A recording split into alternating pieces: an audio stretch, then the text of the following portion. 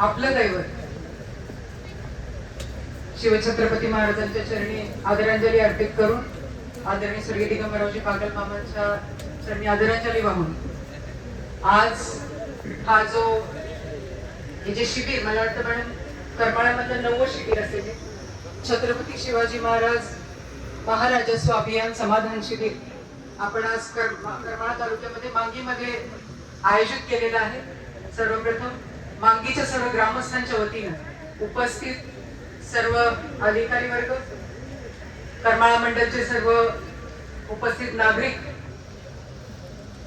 या भागाचे सर्वच कनिष्ठ ज्येष्ठ श्रेणी 1 2 3 चे सर्वच अधिकारी सर्व पत्रकार बंधू आणि व्यासपीठावरील सर्व मान्यवरांचे मी आमच्या ग्रामस्थांच्या वतीने मनपूर्वक हार्दिक स्वागत करते। खरं म्हणजे आजचा हा शिबिराचा भाग हा बोलण्यापेक्षा करण्याचा जास्त आहे। ऊन इतकं आहे की बसायला सुद्धा नको वाटावं इतका प्रचंड उन्हाळा आहे। खरं म्हणजे हे शिबिर 3 तारखेला घ्यायचं होतं, तारीख फायनल झाली होती, 2 तारखेला घ्यायचं होतं। शासनाचा डिस्क्लेमर निघाला की 12 तारखेपर्यंत प्रचंड मोठी उन्हाळ्याची लाट आहे, उष्णतेची लाट आहे आणि त्याच्यामुळे शिबिर 16 तारखेला आपण घेतलेलं आहे। मी फार बोलणार नाही। आदरणीय तहसीलदार मॅडमचे, आदरणीय बीडीओ साहेबांचे, तहसील पंचायत समिती आणि सर्व स्तरातील शासकीय अधिकाऱ्यांचे मी आभार मानते। असं एक शिबिर करणं म्हणजे जवळपास 15 दिवस ते महिन्याची तयारी असते। हा दिसणारा हा आजचा भाग आहे पण याच्या मागची तयारी 15 दिवसाची असते। यासाठी शेकडो हात राबलेले आहेत। त्या प्रत्येकाचं मी करमाळा मंडळच्या वतीनं आम्हा सर्व ग्रामस्थांच्या वतीनं मनपूर्वक आभार मानते। जी साथ तुम्ही आम्हाला देताय आणि आज या अभियानाच्या निमित्ताने तुम्ही आम्हाला जी सेवा देताय त्यासाठी आम्ही सगळेजण तुम्हा सर्वांचे हात जोडून मनपूर्वक आभार मानतो। बऱ्याचदा गोष्टी अशा होतात की प्रत्येक सिस्टीम मध्ये चांगले आणि वाईट दोन्ही असतात। गावासोबत बऱ्याचदा किडेही रगडले जातात, परंतु सामान्य माणसाची 10 कामं झाली आणि 2 जरी राहिली तरी त्याच्या आयुष्यावरती प्रचंड मोठा परिणाम होऊ शकतो। ही गोष्ट लक्षात घेऊन आदरणीय मुख्यमंत्री महोदय देवेंद्रजी फडणवीस साहेब यांनी ही नव्यानं योजना पुढे आणली। या योजनेला समाधान शिबिर नाव का दिलं गेलं तर इथून जाणारा व्यक्ती 2 प्रकार असतात। आपल्या ग्रामीण भागात आपण म्हणतो तोंडाला नुसती पानं पुसली म्हणतो ना, आपण तोंडाला नुसती पानं पुसली। चेअरमन आपण बोलतो की कोळकर चेअरमन, हे काय बोलवायचं आणि पाठवायचं। तर या योजनेच्या नावातच सांगितलेलं आहे की ते नाही करायचं। आलेल्याचं त्याला जी योजना पाहिजे, त्याचा जो अधिकार आहे, त्याला जो कागद मिळाला पाहिजे, त्याला जी सुविधा मिळाली पाहिजे, त्या बाबतीमध्ये त्याचं पूर्ण समाधान झालं पाहिजे। त्यामुळे हे समाधान शिबिर आणि माझी अपेक्षा आहे, माझी विनंती आहे की या शिबिराचं नाव आज या दिवशी सर्वच अधिकारी वृंद निश्चितपणे सार्थ करतील। बऱ्याचशा योजना आहेत, मला वाटतं सगळ्याचे चार्ट लागलेले आहेत। काही ठिकाणी तुम्हाला माहिती घ्यावी लागेल, काही ठिकाणी तुम्ही सबमिट केलेला कागद तुम्हाला मिळेल। एखाद्या योजनेत तुम्ही सहभाग घेतला असेल तर त्याची वस्तू तुम्हाला मिळेल। एखाद्या बाबतीमध्ये तुम्ही नाव रजिस्टर केलं असेल तर नव्याने ती योजना तुम्हाला सुरू होईल। हा झालेला भाग, जो न झालेला भाग आहे, मला आवर्जून तुम्हाला सांगायचं की इथं आलेल्या प्रत्येक व्यक्तीनं आम्ही मांगीमध्ये झालेल्या या शिबिराचा आम्ही सुद्धा रेकॉर्ड ठेवणार आहोत। आम्ही आमच्या स्वतःच्या ऑफिसच्या वतीने याचा आम्ही स्वतः पाठपुरावा घेणार आहोत। त्याच्यामुळं इथून पुढं मी आलो पण मला ही अडचण आली, मी आले पण मला ही योजना मिळाली नाही, मी उपस्थिती लावली पण माझा कागद यायला वेळ लागतो, मी इथं गेले पण आणखीही माझं समाधान झालेलं नाही, त्या व्यक्तीने इथंच न थांबता 4 5 6 7 दिवस जे योग्य आहे, जेवढा वेळ लागतो तेवढाच वेळ अधिकाऱ्यांना द्या। त्याच्यानंतर आपण आमच्याशी संपर्क साधा। या क्षणी इथं मांगे गावातील काही तुम्हाला स्वयंसेवक दिसतील, काही इथं आमचे सहकारी बंधू आहेत जे तुमच्या मदतीसाठी असतील। आपण नंबर घ्या, ते तुम्हाला नंबर सुद्धा देतील। त्या टेबलला ज्याला समजत नसेल त्यांची मदत घ्या, शासकीय अधिकारी तर आहेच आहेत, परंतु भविष्यामध्ये तुम्हाला काही अडचण आली तर आजचाच दिवस समाधानाचा नाही हे लक्षात ठेवा। अडचण आल्याच्या नंतर सुद्धा आपण बेटाने आपलं काम मार्गी लावून घ्यावं ही विनंती करते। पण छोट्या छोट्या गोष्टी असतात। परवा दिवशीच आमच्या याच भागामध्ये हेलस्टॉर्म आला, मोठ्या प्रमाणामध्ये अचानक वादळ आलं, इतकं वारं आलं की माझ्या गावामध्ये, आसपासच्या गावामध्ये झाडांचं नुकसान झालं, फळं पडली, प्रचंड त्रास लोकांना झाला। आणि मला निश्चितपणे खात्री आहे की आपण काही सूचना दिल्या असतील आणि त्याचे आपण पंचनामे करून घेतले असतील। आणि त्या पंचनाम्यांची निश्चितपणे येत्या काळामध्ये दखल घेऊन त्याची मागणी आपण करावी आणि लवकरात लवकर त्यापेक्षा व्यक्त करते. सर ते शेवटी गाव करीत ते राव करू शकत नसतो. जोपर्यंत तुमचं समाधान होत नाही तोपर्यंत भांडणं, तोपर्यंत मागणं, तोपर्यंत आवाज उठवणं हा तुमचा हक्क आहे. आणि हा तुमचा आवाज दबू न देता त्या आवाजाला साथ देण्याची भूमिका आदरणीय स्वर्गीय मामांच्या पद्धतीने आम्ही सगळेजण निश्चितपणे घेऊ. तुम्ही फक्त पोहोचा. आज खरं म्हणजे पालकमंत्री महोदय ह्या कार्यक्रमाला येणं अपेक्षित होतं. त्यांनी स्वतःच्या शुभेच्छा पाठवल्यात. काल आदरणीय मुख्यमंत्री महोदय तिथं होते. आज काही मीटिंग्स लागल्या आणि त्यामुळं ते या कार्यक्रमाला उपस्थित राहू नाही शकले.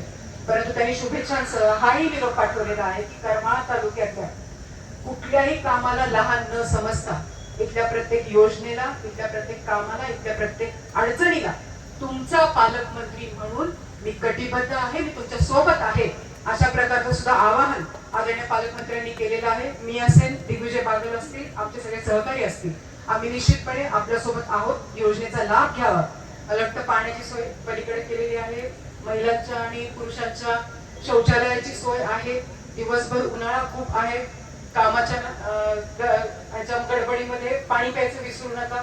किती नाही म्हटलं तरी आपण शेतकरी असतो आणि आपल्याला उन्हाची सवय जरी असली तरी उष्माघाताचं प्रमाण वाढते. त्यामुळे दिवसभर प्रत्येकाने स्वतःची काळजी घ्यावी आणि या योजनांचा, या शिबिराचा लाभ घ्यावा ही विनंती करते. खास आभार आदरणीय तहसीलदार मॅडमचे सुद्धा मानते.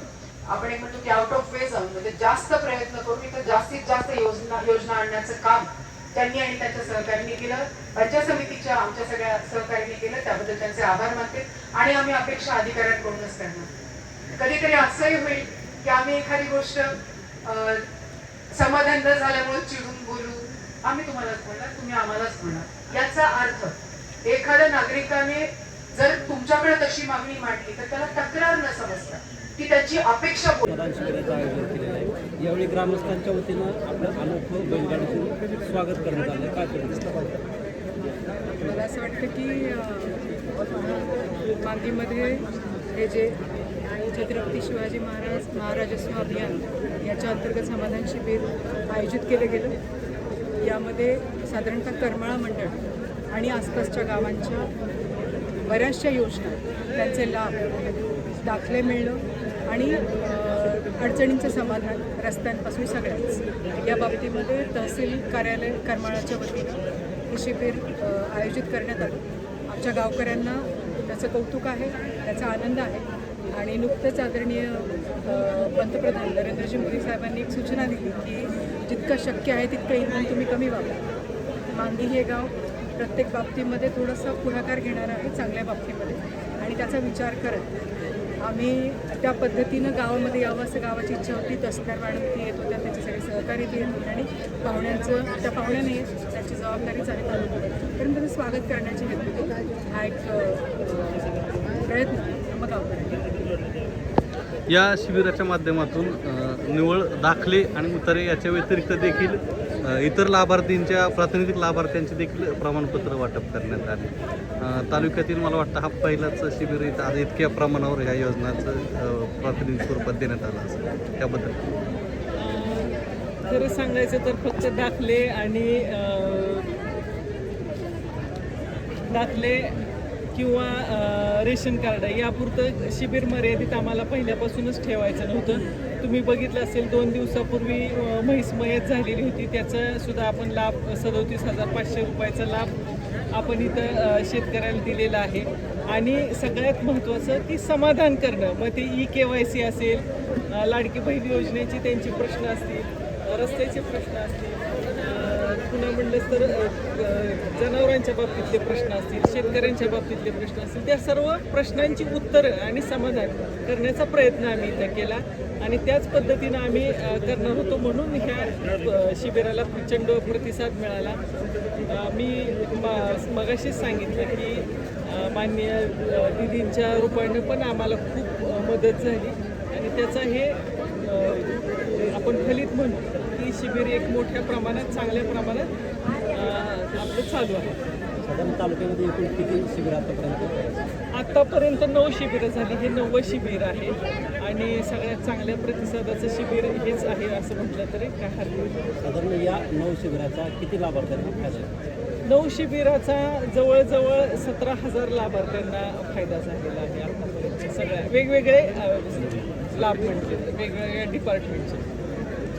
मॅडम आपण जर पाहिलं तर काही टेबलवरती नागरिकांची गर्दी होते, काही टेबलकडे ज्या टेबलकडे लोक जात नाही तिथे थोडा त्या विभागाची जनजागृती कमी करतात.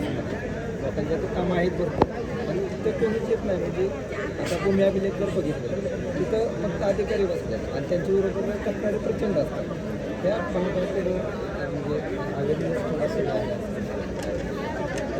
अवेअरनेस तर आपण म्हणजे असा फक्त एका कुठल्या डिपार्टमेंटचा केलेला नाही. आपण सगळ्याच डिपार्टमेंटना त्या सूचना दिलेल्या आहेत, चांगल्या पद्धतीनं काम करण्याच्या सूचना दिलेल्या आहेत. त्यामुळं कदाचित रेशन कार्ड किंवा दाखले हे रोज गरजेचे विषय आहेत, त्यामुळे कदाचित त्याच्यावर जास्त गर्दी असू शकते.